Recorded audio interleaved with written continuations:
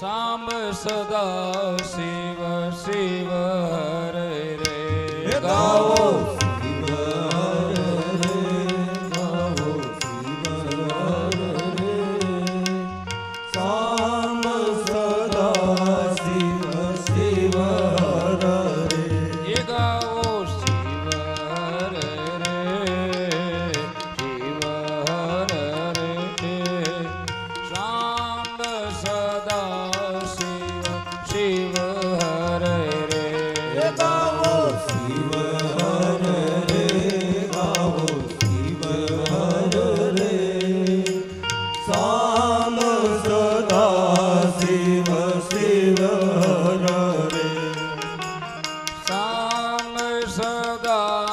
શિવ શિવ હર રે સાંબ સદા શિવ શિવ હર રે સાંબ સદા શિવ શિવ હર રે સાંબ સદા શિવ શિવ હર રે ગાવો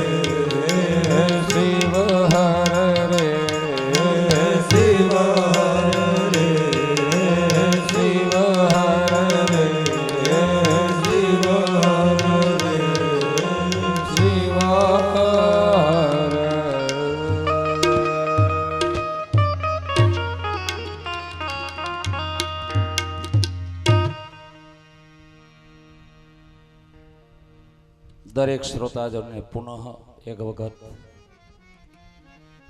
વ્યાસપીઠ ઉપરથી હૃદયના પ્રેમ ભરેલા સ્નેહયુક્ત મહાદેવ જય શ્રી કૃષ્ણ જય શ્રી કૃષ્ણ જય શ્રી રામ જય શ્રી રામ ભગવાન સદાશિવની પરમ પાવની કથા દક્ષને પદનું અભિમાન હોવાના કારણે ગર્વના કારણે ભગવાન ઊભા ન થયા એને પોતાનું અપમાન લાગ્યું છે. એ કારણે દક્ષએ મનથી વિચાર કર્યો કે આ મારા જમાએ શંકરે મારું અપમાન કર્યું, હવે એનું અપમાન થાય એવું કંઈક ગોઠવું. એ વાતના અનુસંધાને, એ વિચારના અનુસંધાને એણે એક યજ્ઞનું આયોજન કર્યું. એ યજ્ઞમાં 33 કરોડ દેવતાઓને બોલાવ્યા છે. નારદ આદિ અધર્વીઓ થયા, સિદ્ધો, ચારણો, ગંધર્વો, દેવો. યજ્ઞ નારાયણ પોતે સાક્ષાત હાજર થઈ અને યજ્ઞ ભાગ સ્વીકારે એવી બધી ગોઠવણ કરી છે.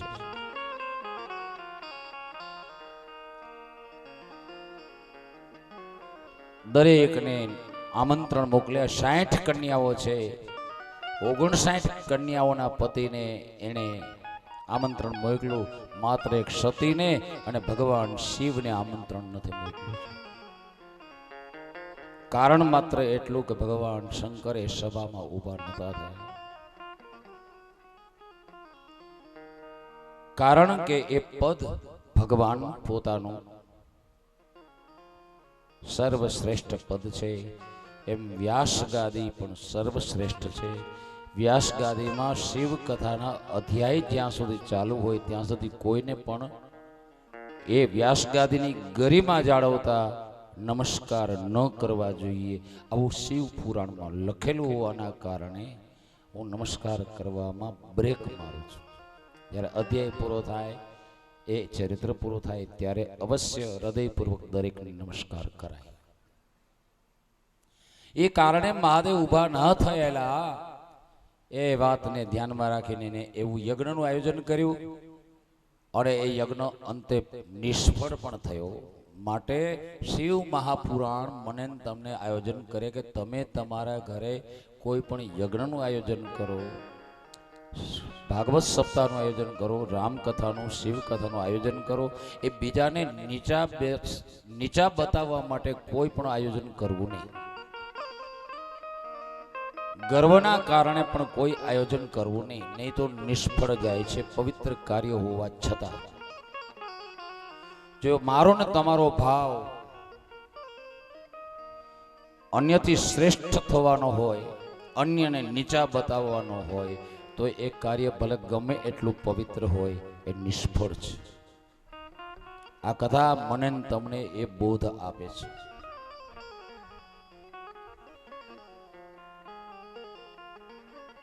દેવલોકમાં એ સભા ભરાણે છે, યજ્ઞની સભા, યજ્ઞના અનુસંધાને કે કઈ રીતે બધી વ્યવસ્થા કમિટીઓ બનાવવી.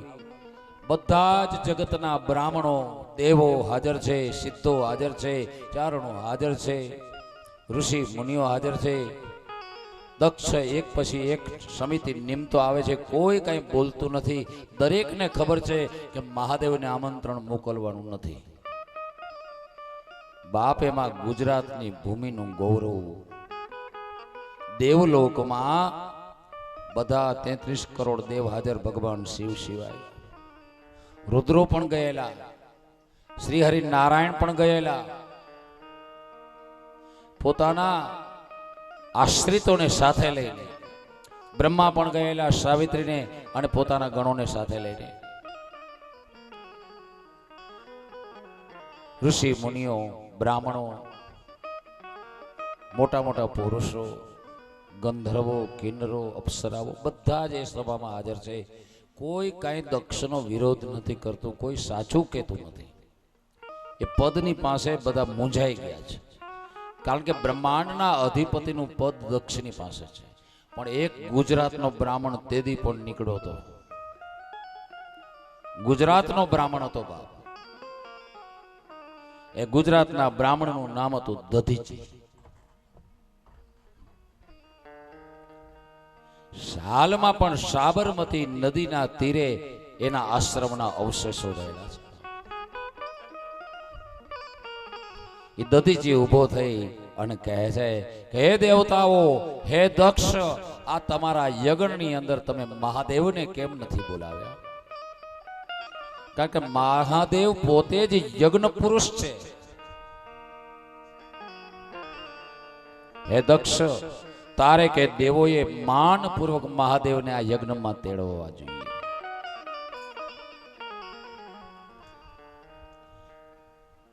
ત્યારે દક્ષ કહે છે એ અમંગળ વેશવાળા મહાદેવનું મારે આંગણે કામ નથી. આ તો મારા પિતા બ્રહ્માએ કહ્યું ને એટલે મેં મારી દીકરી આપી છે.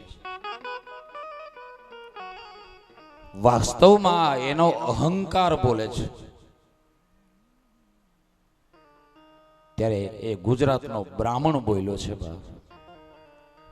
ધ્યાન દેજો શું બોલ્યો કે અમંગલાન્યૈવ ચ મંગલાની ભવન્તિ નાધિકતાનિ દક્ષ ત્રિપંચકેનાપ્યથ મંગલાની ભવન્તિ સદ્યઃ પરતઃ પુરાણી. હે દક્ષ, હે મૂર્ખ, આ પવિત્ર બ્રાહ્મણ આપણો ગુજરાતનો એક એ છે દક્ષને, હે મૂર્ખ, જગતના બધા જ અમંગલો જ્યાં પહોંચીને મંગળ સ્વરૂપ બની જાય છે.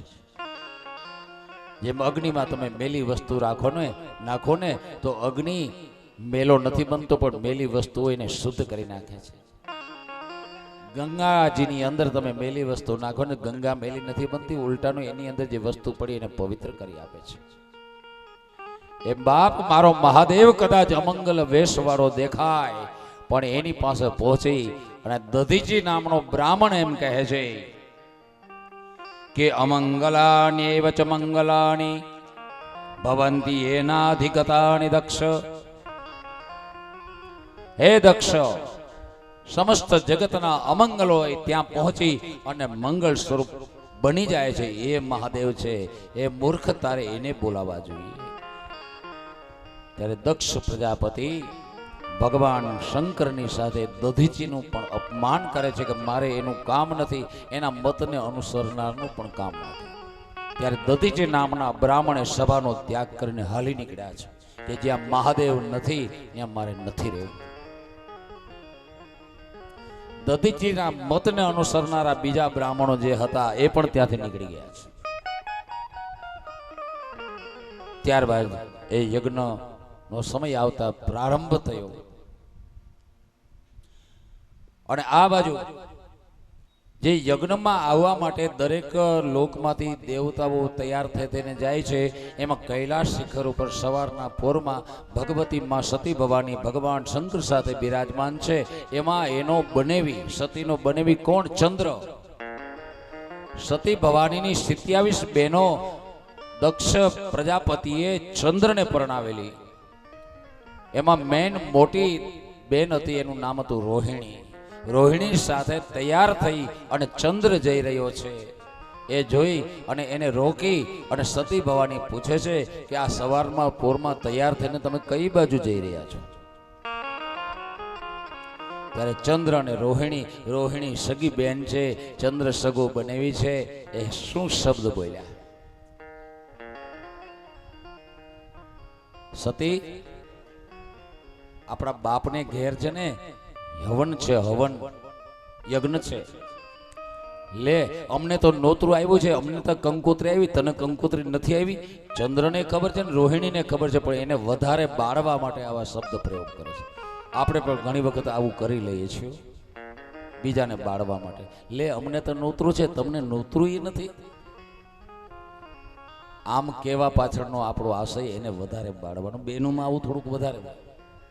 અમને તો નોતરું આવ્યું છે, તમને નોતરું નથી દીધું. લ્યો, આ તમારા બાપની ભૂલ ન કહેવાય? આપણે ન કહીએ?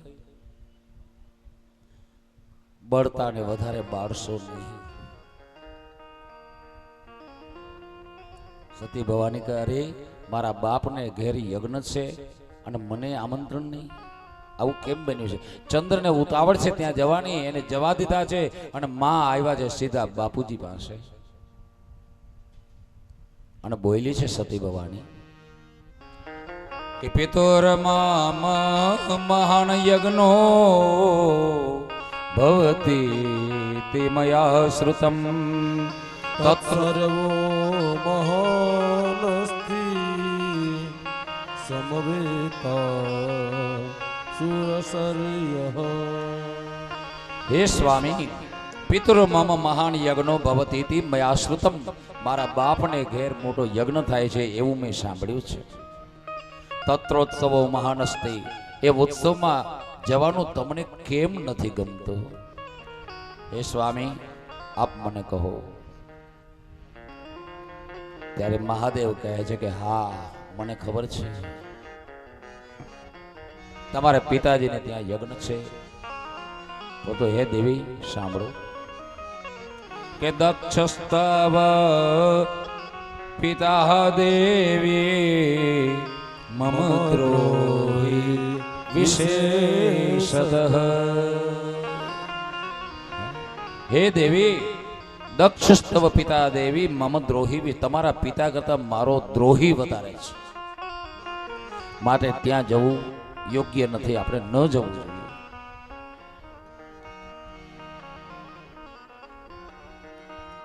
કારણ કે તમારો પિતા મારો વિરોધી બન્યો છે અને આપણે આમંત્રણ પણ નથી, તો આપણે ત્યાં જવું ન જોઈએ. ત્યારે સતી કહેવા લાગ્યા છે, સતી કહે શંકર તમે સાંભળો.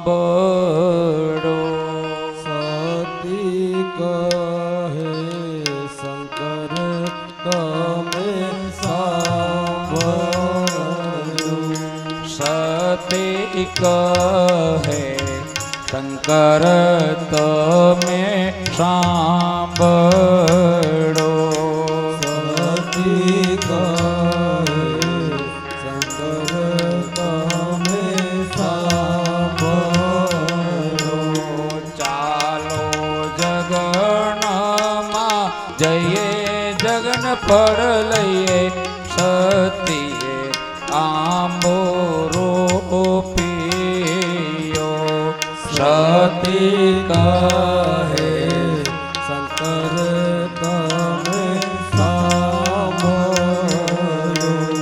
શંકર કહે સતી તમે સાંભળો. શંકર કહે સતી તમે સાંભળો. ઓ શંકર કહે સતી તમે સાંભળો. શંકર કહે સતી તમે સાંભળો. વગર તેડ્યા પિયર નવ જઈએ, સતીએ આંબો પીયો. શંકર કહે સતી તમે સાંભળો. સતી કહે શંકર તમે સાંભળો. સતી કહે શંકર તમે સાંભળો. અમારે દીકરીઓને તેડાન હોય, સતીએ આંબો પીયો. સતી કહે શંકર તમે સાંભળો. શંકરે અલબેલા રથ જોડાવ્યા. શંકર અલબેલા રથ જોડાવ્યા. એ સતી ચાલ્યા પિયરૈયાની વાટ, સતીએ આંબો પીયો. સતી કહે શંકર તમે સાંભળો. સતી ઉંબરે જઈને ઉભા રહ્યા. સતી ઉંબરે જઈને ઊભા રહ્યા. એમના પિતાએ ના દીધા માન, સતીએ આંબો પીયો. એના પિતાએ ના દીધા માન, સતીએ આંબો પીયો. સતીની મોટી બેને રે મેણા મારિયા.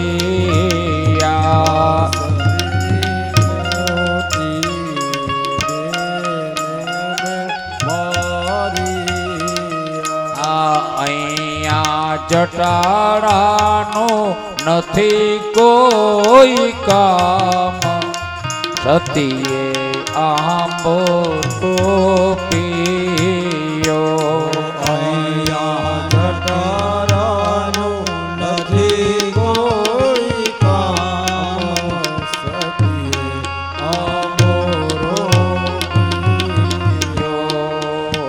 સતીએ આંબોરો પીયો સતીએ આંબોરો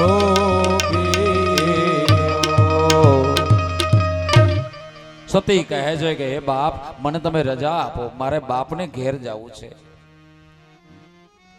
ત્યાં મારા દાદા હશે, મારી દાદીમાં હશે, મારા મામા હશે, મામી હશે, મારા ફોઈબા હશે, ફુવા હશે, મારા માસા હશે, માસી હશે. તમે મને રજા દ્યો, મારે પિતાને ઘેર યજ્ઞમાં જવું છે. સતી પાર્વતી શંકર ને વિનવે, સતી પાર્વતી શંકર ને વિનવે, કૃપા કરો તો પ્રભુ જાવરે, પિતાજીને ઘેરે જગન છે. કૃપા કરો તો પ્રભુ જાવરે, પિતાજીને ઘેરે જગન છે. એ દાદા માતાને મારા વીરા પધારશે, દાદા માતાને મારા વીરા પધારશે. એ મળવાને માટે પ્રભુ જાવરે, પિતાજીને ઘેરે જગન છે. મળવાને મારે પ્રભુ જાવરે, પિતાજીના ઘેરે જગન છે. એ કાકા કાકીને મારા ફૈબા પધારશે, કાકા કાકીને મારા ભૈવા પધારશે. એ મળવાને માટે પ્રભુ જાવરે, પિતાજીને ઘેરે જગન છે. મળવાને માટે પ્રભુ જાવરે, પિતાજીના ઘરે જગન છે. એ મામા મામીને મારા માસી બાપ ધારશે, મામા મામીને મારા માસી બાપ ધારશે. એ મળવાને માટે પ્રભુ જાવરે, પિતાજીને ઘેરે જગન છે. મળવાને માટે પ્રભુ જાવરે, પિતાજીના ઘરે જગન છે. એ કૃપા કરો તો પ્રભુ જાવરે, પિતાજીને ઘેરે જગન છે. કૃપા કરો તો પ્રભુ જાવરે, પિતાશ્રીને ઘેરે જગન છે. બાપ મને રજા આપો હે મહાદેવ, મારે બાપને ઘેર જવું છે, અને કેમ આપણને નોતરું નથી મોકલ્યું પૂછવું છે. ત્યારે ભગવાન કહે છે કે હે દેવી સાંભળો, અનાહોતાશ્ચયે દેવી ગચ્છન્તે પરમંદિરમ, અવમાનમ પ્રાપ્નુવતિ મરણાદ અધિકમ તથા. હે દેવી વગર બોલાવે કોઈને ઘેર જવું ન જોઈએ, કારણ કે તેઓ જો જાય છે ને વગર બોલાવે કોઈને ઘેર, તો મરણ કરતા પણ વધારે અધિક એ અપમાનના ઝેરને એને પીવું પડે છે. માટે હે દેવી તમારે કે મારે એ દક્ષને ઘેર ન જવું જોઈએ, કારણ કે જ્યાં આવ નહીં આદર નહીં, અને નય નયન મેને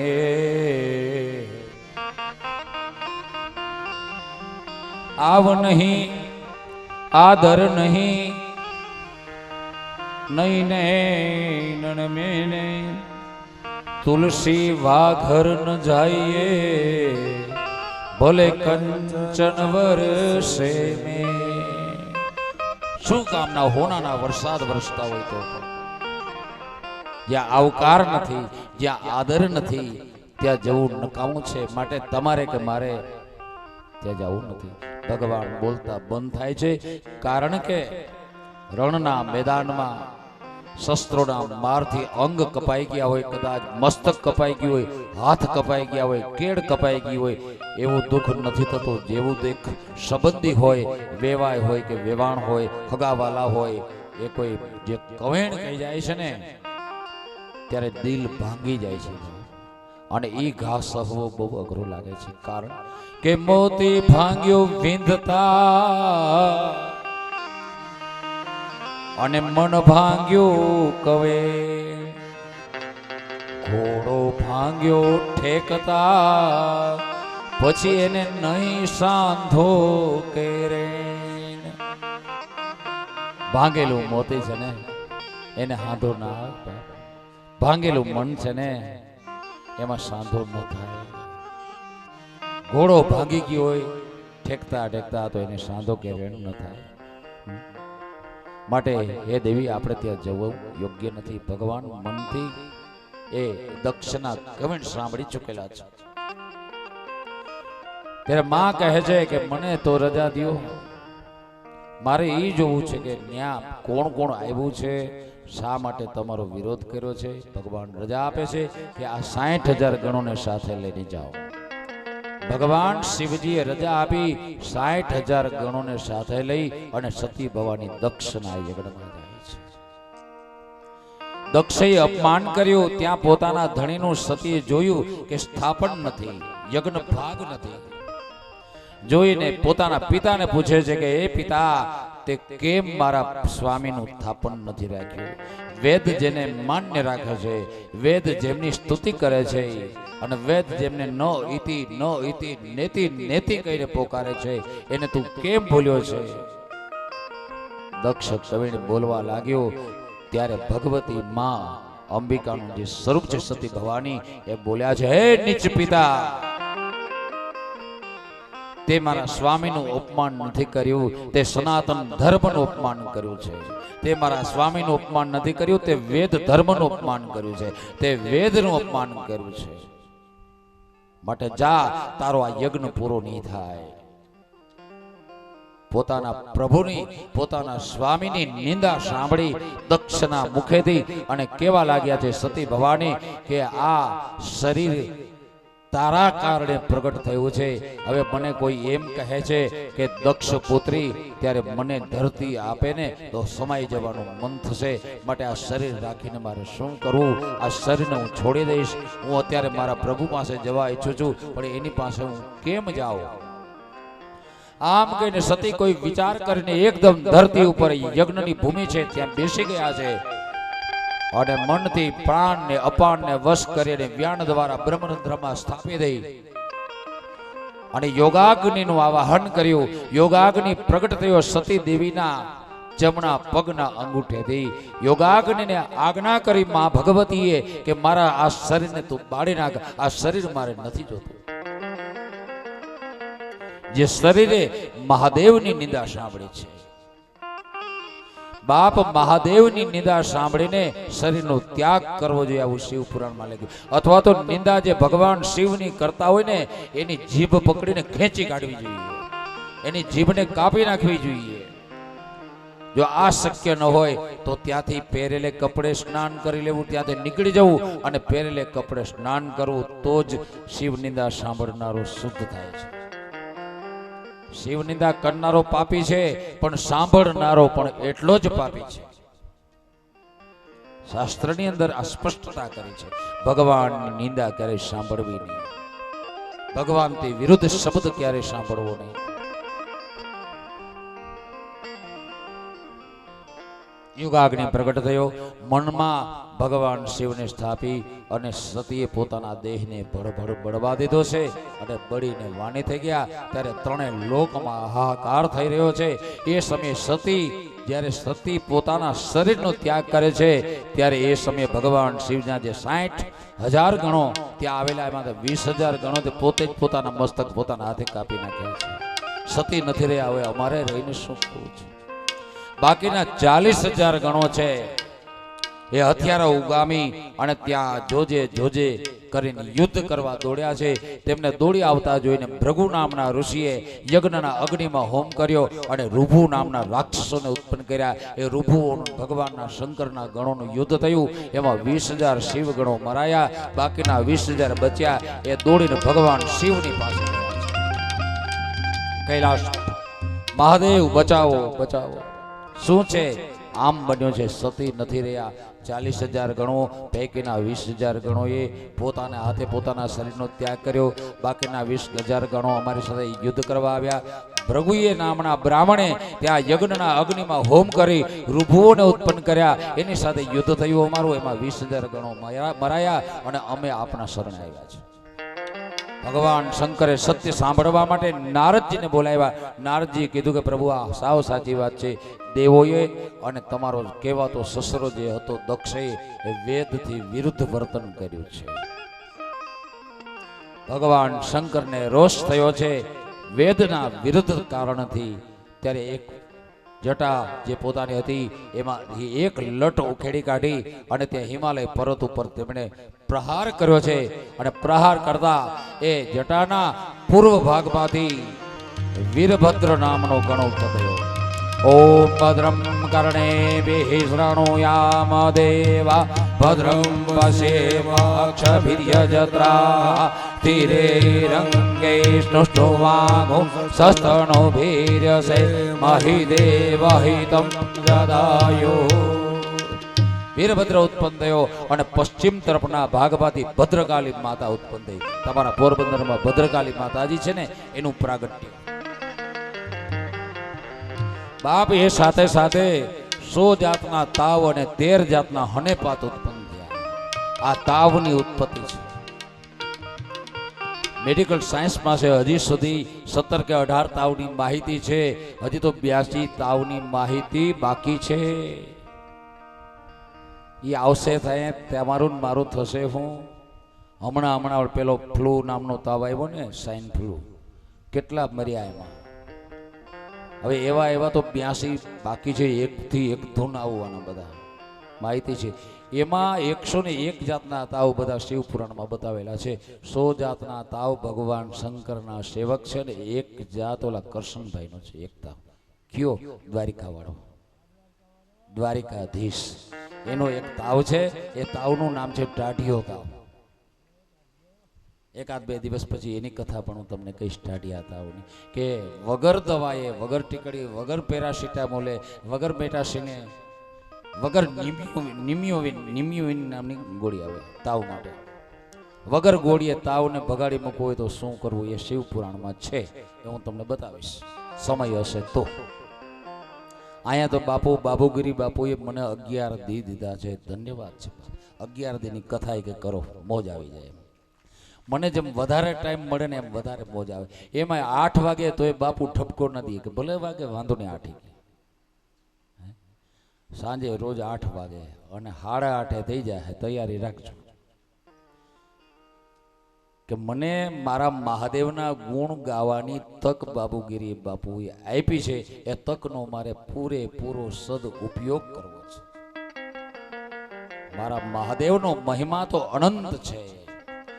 મારા મહાદેવનો મહિમા અમાપ છે, માપી શકાય એવો નથી, અંત રહિત છે. એ 11 દિવસો પણ 11 કરોડ મારા જન્મ થઈ જાય ને તોય ન કહી શકું હું. એટલો વિશાળ મહિમા છે પ્રભુ શિવનો. પણ બનશે એટલી વધારે કથા તમારી પાસે પહોંચાડવાનો પ્રયાસ હું ચોક્કસ કરીશ.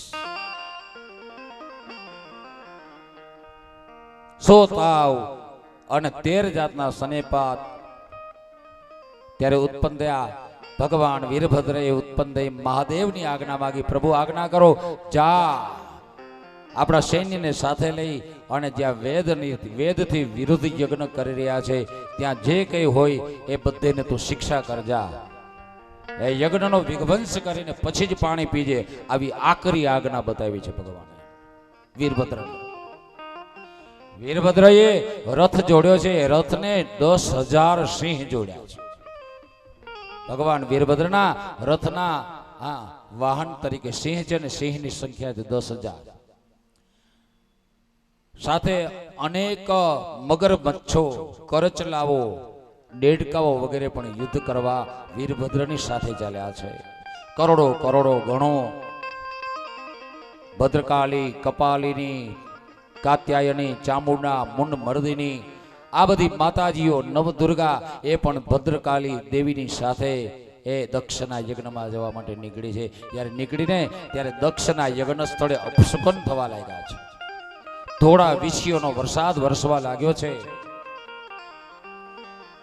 ધૂળ વંટોળિયાની સાથે ધૂળ ઉડવા લાગી અને યજ્ઞનો મંડપ હતો એ વંટોળિયાના કારણે ઉડવા લાગ્યો અને એ જગ્યાએ ગીધ નામના પક્ષીઓના પાંખોના છાયાથી એ યજ્ઞ મંડપ છવાવા લાગ્યો. ગધેડા ભૂકવા લાગ્યા, શિયાળીઓ રોવા લાગી છે અને મોઢામાંથી અગ્નિ ઓગવા લાગી છે. આ બધા અપશુકન છે. ધરતી ધ્રુજવા લાગી છે. આ બધા અપશુકન છે. અને દેવોની સ્ત્રીઓ અને દક્ષની સ્ત્રી એ અકાળે એ ઉલટી કરવા લાગી છે, ઓકવા લાગી છે અને ઉલટીમાં લોહી નીકળવા લાગ્યું છે. આ બધા અપશુકન છે. અને જ્યારે વીરભદ્ર રવાનો થયો કૈલાસ ઉપરથી એ સમયે એના પરથી નંદનવનમાંથી છોડેલા પુષ્પોની વૃષ્ટિ થવા લાગી. આ શુકન છે. ગાયો સામે જોવા લાગી. આ શુકન છે.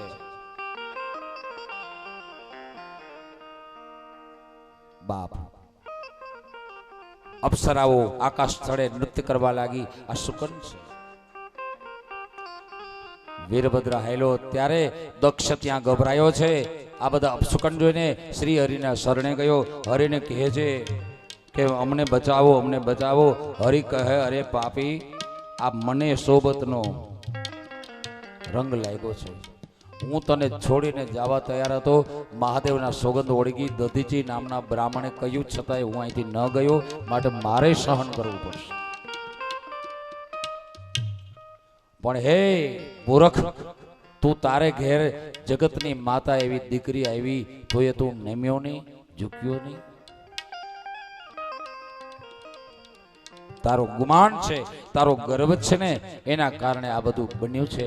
અને જે બનવાનું છે એને રોકી શકે એવું ત્રણે લોકમાં કોઈ નથી, હું પણ નહીં. કારણ કે નમે તોરી બહુ તેજ, નમે દાતા ધન દે તો, નમે ફૂલ બહુ આમ, નમે જળ ભર હર સંતો.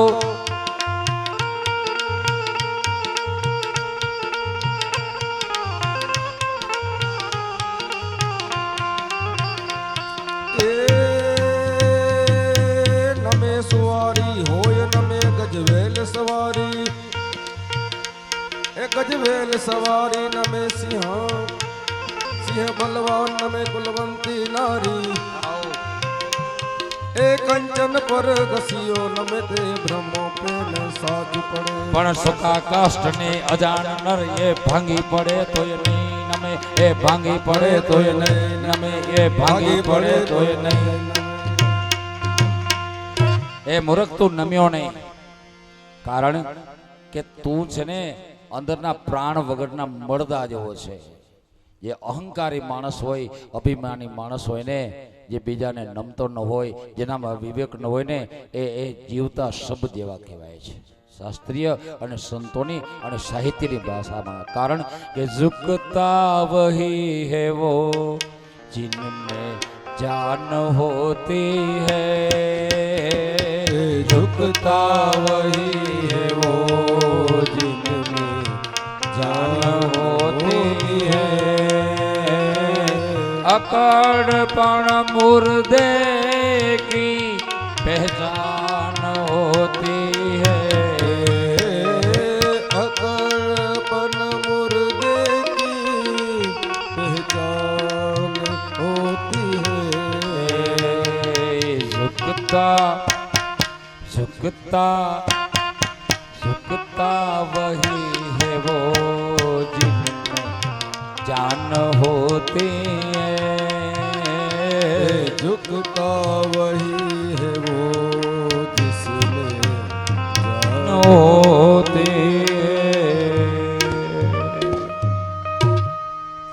भगवान श्री हरि नारायण कहे छे कि गंतो मेवाहम मुदुक्तम सर्वता शब्दोतरम तथापि न गतः शीघ्रम दुष्ट संसर्ग पापहि।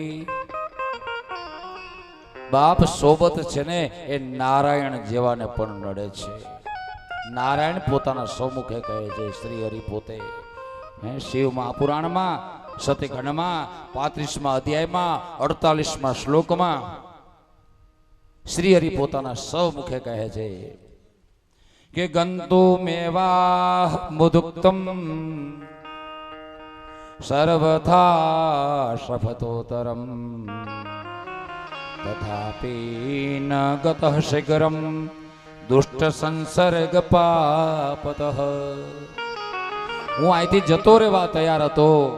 ગંતુ એટલે જતો, મેવાહ મુદુક્તમ સર્વતા શપથોતરમ, ભગવાન શિવના શપથને ઓળંગ્યા વગર અહીંથી જતો રહેવા તૈયાર થયેલો. પરંતુ તથાપી એટલે કે તો પણ ન ગતઃ, હું ન જઈ શકો એનું કારણ તે શીઘ્ર જલ્દીથી ન જઈ શકો એનું કારણ કે દુષ્ટ સંસર્ગ પાપત, દુષ્ટોના સંસર્ગના કારણે, તમારી સોબતના કારણે હું ન જઈ શકું. એથી કરીને મારે પણ અહીં દુઃખ ભોગવવું પડશે.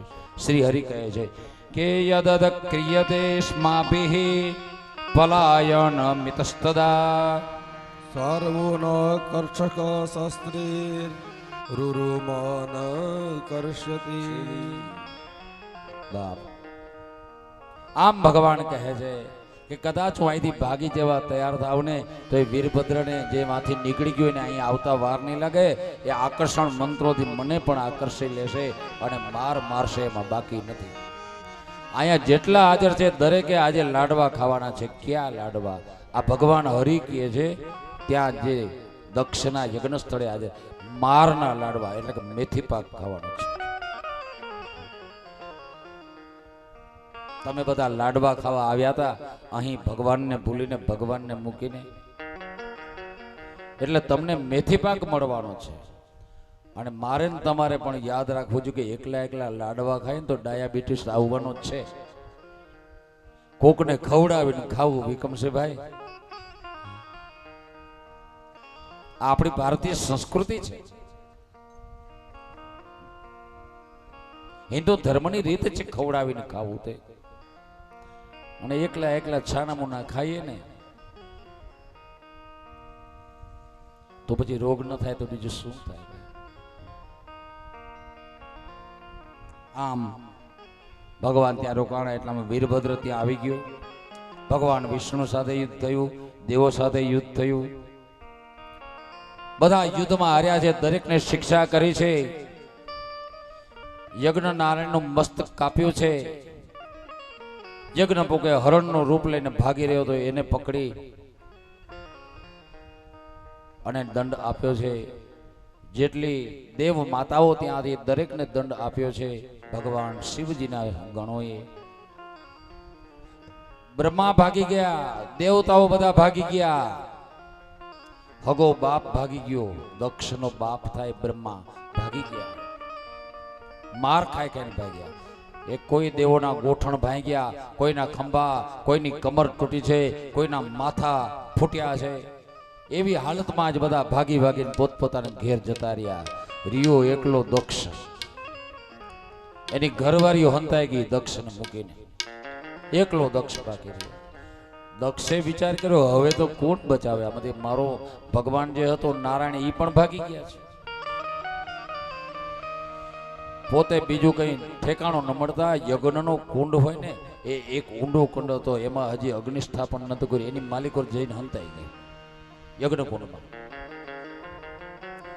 ભગવાનના ગણો છે એ ચાર દિશામાં જોવે છે તો કોઈ પણ મળતું નથી. આ બધા ક્યાં ગયા? જજમાન બધા હવન કરવા વાળા અને એમાં લાડવા ખાવા વાળા ક્યાં ભાગી ગયા?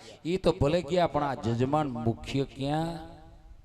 એને મેથી પાક દેવાનો છે એ તો હજી મળ્યો નથી. દક્ષ ભગવાનનો સસરો. વીરભદ્રે આજ્ઞા કરી બધા ગણોને, એ બધા ગણોનું નામ છે રુદ્રો, કે જાઓ ગોતો આપણા જે ભગવાન છે, આપણો સ્વામી છે, એના સસરાને ગોતો, શોધીને મારી પાસે એનો કાન પકડીને લઈ આવો. અને બધા ગણો ગોતવા લાગ્યા છે. બધા રુદ્રો ઉપડ્યા કે રુદ્રો ઉપડ્યા, રુદ્રો ઉપડ્યા, રુદ્રો ઉપડા વીરભદ્ર ગણ મોખર હાલે જાણે મોટો પર્વત યાલે ત્રિશૂળ જેના હાથ મહી છે ગળા મહી મુંડો ની માળા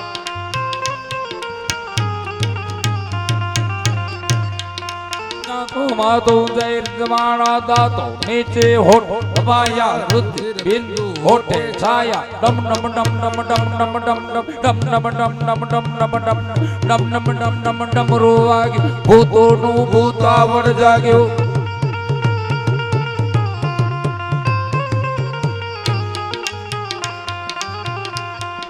ભૂતોનું ભૂતાવળ જાગ્યું હાહાકાર થયો જગમાહી આવ્યો લશ્કર યજ્ઞની માહી આવ્યો લશ્કર યજ્ઞની માહી મારો કાબો થયા ઉચારો ભાગ્યા દેવો થયો ડગારો વીરભદ્રે દક્ષિણને ભાળ્યો વીરભદ્ર ઉભો છે ત્યાં યજ્ઞ કુંડની અંદર જોયું તો ઓલો હંતાઈને બેઠો છે વીરભદ્રે દક્ષિણને ભાળ્યો સ્વામીના સસુરને ભાળ્યો એને જોયો માતાના યજ્ઞ કુંડની અંદર હાથ નાખ્યો વીરભદ્રે જેમ રાફડામાં અંદર પેસ્તા કાળોતરો નાગ જાતો હોય એવો લાગે ને એવો એ હાથ લાગ્યો છે અને એ હાથે એ દક્ષના માતાના વાળ પકડ્યા છે વાળ પકડીને આમ બહાર ખેંચી કાઢ્યો છે ખેંચીને નીચે રાખ્યો પછાડ્યો છાતી ઉપર પગ દીધો અને પછી વીરભદ્ર તૈયાર થયો એ વીરભદ્ર કેવો હતો કેમ જડોમ્યો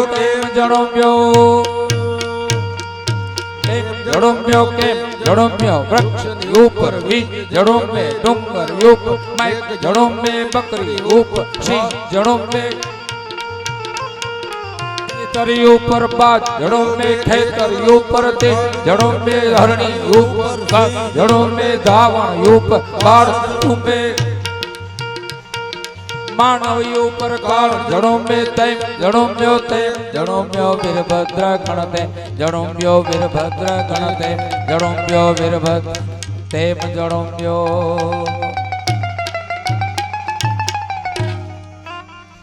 જેમ બકરી ઉપર વાઘ તરાપ મારે ડુંગર ઉપર જેમ બારે મેઘ ખાંગા થાય ધાવણ ઉપર જેમ બાળક વલખા મારે માણસ ઉપર જેમ કાળ જડોંબે તેતર નામના પક્ષી ઉપર જેમ બાજ પક્ષી તરાપ મારે એમ વીરભદ્રે તરાપ મારી દક્ષિણ બાર ખેંચી કાઢ્યો છે માથે પગ દઈ અને માથું પકડ્યું તલવારથી કાપવા લાગ્યો વીરભદ્ર પણ કપાતું નથી કારણ કે વજ્રના સારથી નિપજેલું છે એટલે એને ઉપાય કર્યો માથું પકડી આમ આમ માથું પકડીને ગોળ ગોળ ફેરવ્યું ગોળ ગોળ દક્ષિણનું માથું ફેર્યું એટલે પેલા ધડથી છૂટું પડી ગયું આમ ખેંચી કાઢી અને યજ્ઞનો અગ્નિ પડતો હતો એમાં સ્વાહા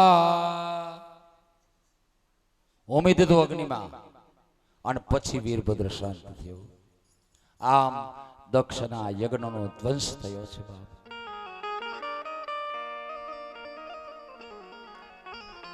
અહીં દક્ષની ચતુરાઈની હાર થઈ છે વચ્ચે નારદજી બ્રહ્માજીને પ્રશ્ન પૂછે છે કે આ દક્ષ છે બ્રહ્માનો દીકરો ઈ ભગવાનને નતો ઓળખતો હાલો એ તો સમજ્યા કદાચ ન ઓળખતો હોય અભિમાનના કારણે બાપ મને તમને શિવ મહાપુરાણ સાવધાન કરે છે કે બ્રહ્મા જેવા સૃષ્ટિકર્તાનો દીકરો દક્ષ એ જો અભિમાનને આધીન થયો એને જો ગર્ભનો મોટાઈનો કોંટો ફૂટ્યો તો એ ભગવાનને ભૂલ્યો તો આપણે કોણ હે આપણે કોણ છીએ આપણી પાસે તો શું પૈસ્યો શું પદ આપણે કદાચ પોરબંદરના પ્રમુખ બનીએ જામનગરના બનીએ કે આપણા ગામના બનીએ હે કે મોટા બનીએ સરપંચ બનીએ ઓલો બ્રહ્માંડનો આખો પ્રમુખ બન્યો હતો આખા બ્રહ્માંડનો દેશનો નહીં એક દેશનો નહીં આખી દુનિયાનો નહીં પણ આખા બ્રહ્માંડનો પ્રમુખ બન્યો હતો દક્ષ એ પદના કારણે અભિમાન આવ્યું તો એનો નાશ થયો બ્રહ્માનો દીકરો હોવા છતાં એનો નાશ થયો, તો આપણું શું થશે એ વિચાર આપણે કરવાનો છે. કોઈ પણ સત્તા મળે, કોઈ પણ પદ મળે, રૂપિયો મળે તો અભિમાન કરશો નહીં. શિવ પુરાણ મને તમને સાવધાન કરે છે. બળવાન શરીર મળે, મોટું કુટુંબ મળે.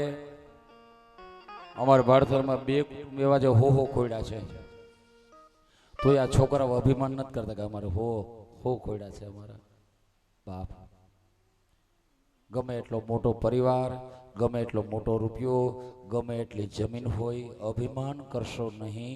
અભિમાન મને તમને પરમાત્માથી દૂર કરનાર છે. આ કારણે દક્ષના યજ્ઞનો ધ્વંસ થયો છે. ખરેખર યજ્ઞનો નાશ નથી કર્યો ભગવાને, પરંતુ પરમાત્મા શિવની સામે દક્ષની જે ચતુરાઈ હતી, દક્ષનું જે કપટ હતું, એ કપટનું હરણ મારા પ્રભુએ કર્યું છે. દક્ષ નામનો અર્થ શું થાય? આપણે સમાજમાં કોઈ એવો આગેવાન હોય, આગળ પડતું કામ કરનારો હોશિયાર માણસ, તો આપણે એને કઈ ઉપાધિ આપીએ કે આ તો કાર્યદક્ષ છે. દક્ષનો મતલબ થાય ચતુર. બ્રહ્માજીનો દીકરો દક્ષ બીજા અર્થમાં ચતુર, અને ચતુરાઈથી સંસાર સાગરને પાર કરવા ઈચ્છતો હતો. પણ ભગવાનના માર્ગમાં, ભક્તિના માર્ગમાં, ભજનના માર્ગમાં ચતુરાઈનું કંઈ ચાલતું નથી. ચતુરાઈનો પરાજય થાય છે. ભગવાનના માર્ગમાં તો ભજન થઈ શકે, ભગવાનના માર્ગમાં ભાવની કિંમત છે, ભગવાનના માર્ગમાં પ્રેમની કિંમત છે. પ્રેમથી પરમાત્માને તમે પામી શકો, ભાવથી પરમાત્માને પામી શકો, ભક્તિથી પરમાત્માને પામી શકો, ચતુરાઈથી નહીં. દક્ષ ચતુરાઈ કરીને પામવા ઈચ્છતો હતો, જેથી એનો પરાજય થયો છે. ત્યારબાદ બ્રહ્માજીની પ્રાર્થનાથી દક્ષને બકરાનું માથું આપીને સજીવન કર્યો છે. સજીવન થઈને દક્ષએ, બકરાના મુખવાળા દક્ષે ભગવાનને પ્રાર્થના કરી, એનો યજ્ઞ પૂર્ણ કર્યો પરમાત્માએ, અને પરમ શાંતિ થઈ. આ બાજુ બધા દેવતાઓ હજી દુખી છે, કારણ કે તારકાસુરનો નાશ થયો નથી. સતી ભવાનીએ દેહ છોડી દીધો છે, કાર્ય અધૂરું રહ્યું છે. ભક્તોને પ્રાધાન્ય આપ્યું છે માં જગદંબા ભવાની. દેવોનો કાર્ય કરવા માટે થઈ દક્ષને ઘેર દીકરી બનીને આવ્યા હતા. ભગવાન શંકરને વર્યા હતા. ભગવાન શંકરને વરે પછી ભગવાન શંકરનો પુત્ર થાય, એ તારકાસુરને મારે એવું બ્રહ્માનું વરદાન તારકાસુરને હતું. એ કારણે આ બધી લીલા હતી, પરંતુ એ લીલાને એક બાજુ મૂકી દઈ અને પ્રાધાન્ય આપ્યું છે માં ભવાની જગદંબા સતી દેવીએ મેનાને પ્રાધાન્ય આપ્યું છે. મેનાની ભક્તિને કે તારે ઘેર દીકરી બનીને આવીશ. ભગતનું કાર્ય મારો ભોળોનાથ અને મારી ભવાનીમાં પેલા એટલે માં ભવાનીએ સીતાનું રૂપ લીધું, એટલે માં ભવાનીએ દક્ષના યજ્ઞમાં શરીરને છોડ્યું છે. દેવતાઓ દુખી છે કે હવે કરવું શું?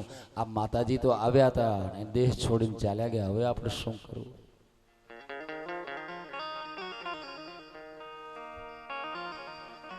બ્રહ્માજીના શરણે ગયા. શ્રી હરિની પાસે બ્રહ્મા બધા દેવોને લઈને ગયા. હરિ અને બ્રહ્મા મળીને વિચાર કરે છે કે હવે આપણે શું કરવું જોઈએ.